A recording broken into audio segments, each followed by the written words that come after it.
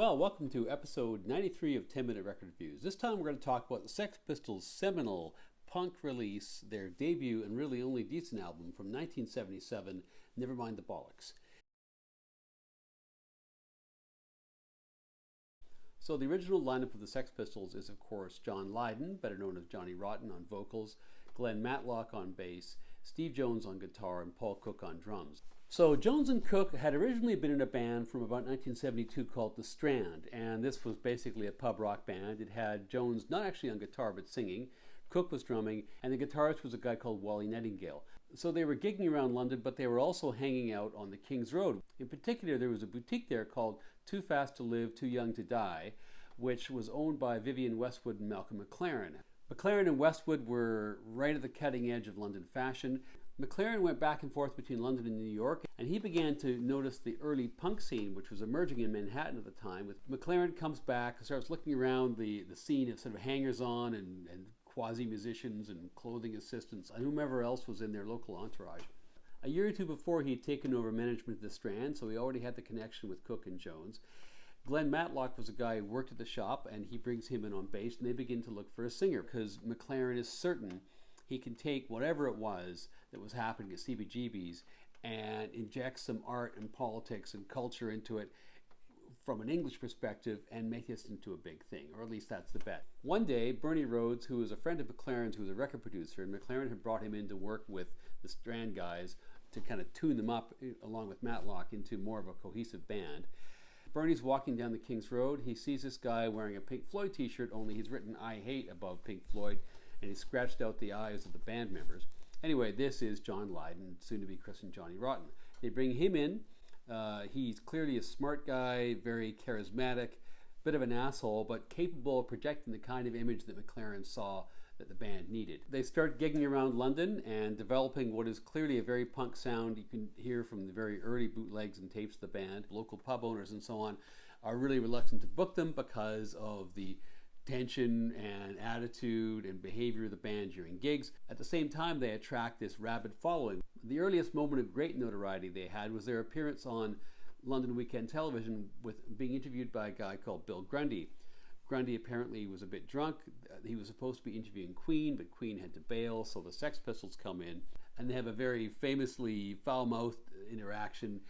The moral panic that ensues. Tabloids found that they could sell a lot of papers reporting on the excesses of this new nihilistic, anarchistic set of musicians and their fans who seemed alien and bizarre, not only to the older folks in the establishment, but also to the 60s peace and love generation. As they start to tour throughout the country, even before they'd released any singles, they start to become really influential. There's a whole bunch of bands like the Buzzcocks, like Joy Division, like the Clash, whose members basically own up that they decided to form a band after going to a Sex Pistols gig. Record companies, of course, had figured out that where there's smoke, there's fire, and they had been signed by EMI. EMI puts out Anarchy in the UK, which is a huge success and basically jolts the musical establishment out of its armchair. The punk era is totally kicked off. Other things are kicking off too, because of course the Grundy incident has happened. EMI is suddenly under huge pressure to drop the Pistols, which they do. A few days later, they sign with A&M. They have this famous signing ceremony in front of Buckingham Palace. And right after the ceremony, the band goes to A&M's offices in London and trash the place. There's bad language, there's fighting and so on, and they get dropped almost immediately by A&M as well. So McLaren, as manager, has got, I guess, what you might call good problems. On the one hand, he can't seem to get the band to stick with a label. On the other hand, every time they sign with somebody, the publicity that comes from them having to be dropped because of their behavior only amplifies the image of the band. So finally they cut a deal with Richard Branson, who owned Virgin Records, and it's Virgin who ends up putting out this LP. So the music on the record was basically written by two people, Johnny Rotten and Glenn Matlock. They were the primary writing team. Most of the music was written by Matlock. This is what Paul Cook and Glenn Matlock say anyway. Steve Jones tends to dispute this, but the general consensus is that Matlock is the primary writer of 10 of the 12 songs in this album. Inconveniently, he'd been sacked by the band just a couple of months before this album was recorded, ostensibly because he liked the Beatles, more likely because he hadn't really adopted the punk image, an image as originally conceived by McLaren was a big part of the band. As a replacement, they famously brought in Sid Vicious, who, again, equally famously could not actually play the bass when he was recruited as a bassist. Sid kept wanting to come and play, but he had hepatitis, which was a good excuse to keep him away. He ends up playing bass on one track, which is Bodies, but his playing was so poor that while they left his bass track on, they moved it so far down in the mix that it could barely be heard, and Jones has a bass track layered on over top, which is actually the bass you hear on the song. There's all kinds of pushback against the album. There's an obscenity trial about actually displaying this because Bollocks is a very minor curse word in the UK.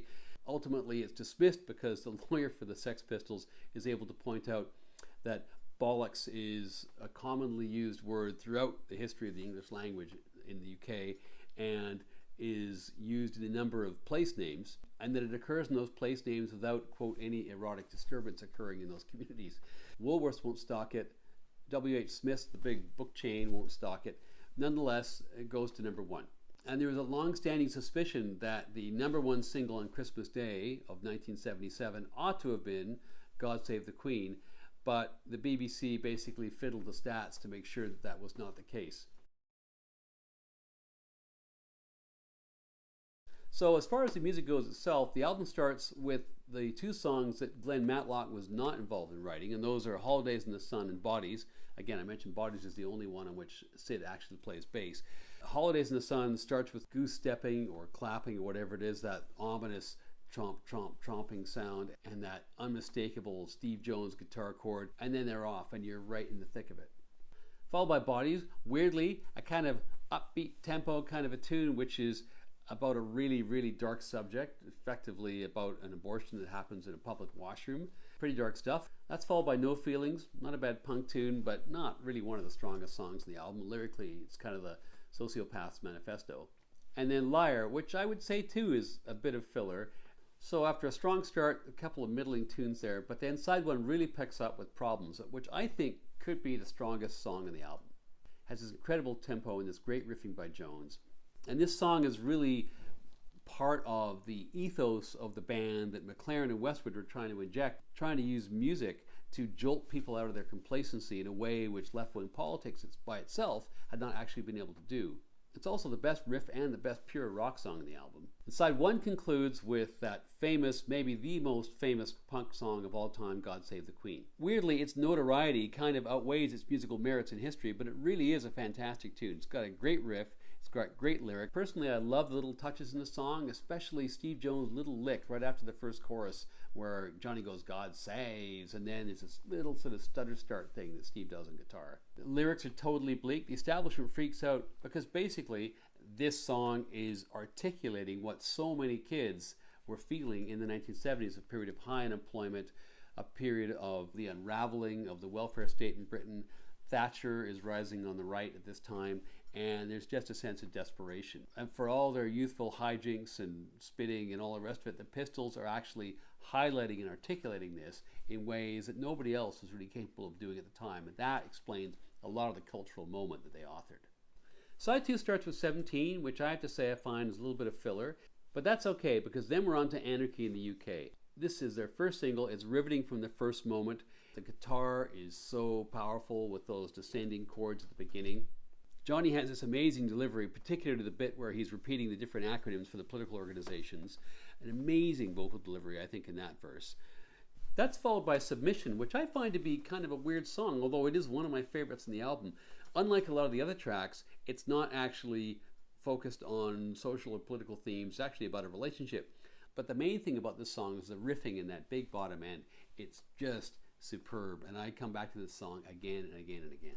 Pretty Vacant, another famous song. It's a piece of self-reflection about the stylish but sometimes vacuous characters in the punk scene. I guess people like Sid Vicious. And then we have New York. Now this is another one of my favorites. I love the guitar and the production of this song. I love those two really punchy chords that Jones uses in between the verses. And then there's those 4 bars in the bridge that come after Johnny says, hit me, which is just the biggest punk wall of sound moment that I can think of. Breathtaking. Then finally we come to the last track of the album, which fittingly, I guess, is a diss track aimed at their record labels, EMI and to a degree A&M. Won't say too much about the song except it's a great song. So much energy and tension comes from the riffing. Probably the greatest diss track in the history of music. And it ends with a fart sound. So there you go.